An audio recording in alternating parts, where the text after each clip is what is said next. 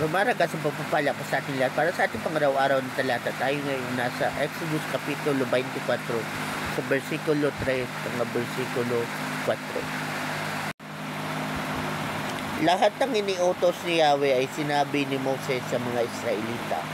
Ang mga ito na may parang isang taong sumagot. Lahat ng inuutos ni Yahweh ay susundin namin. Isinulat ni Moses ang lahat ng iniutos ni Yahweh. Kinabukasan, maagang-maagas niyang nagtayo ng altar sa paanan ng bundok. Nagtayo rin siya ng 12 bato na kumakatawan sa 12 lipi ni Israel. So sa passage na to, sinasabi ni Lord kay Moses yung mga instruction niya. At si Moses naman, syempre, renilay niya yung instruction doon sa mga Israelites na nasa baba ng bundok na mga leader ng bansang Israel. At kalaunan, si Moses naman ay gumawa ng altar.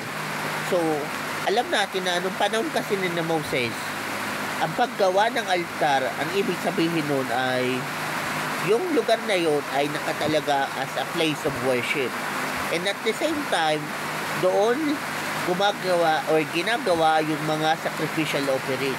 And usually, ito ay open ground. Kasi nga, doon linalagay yung mga sacrificial offering, burnt offering, and everything else. So, ganyan kahalaga sa kanila yung altar or pagkakaroon ng altar.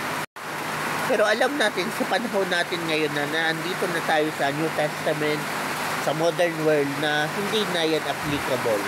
So mabuti na lang, nasa na nga ba? Oo, totoo, may literal na altar pa sa ating mga church building, yung pulpit.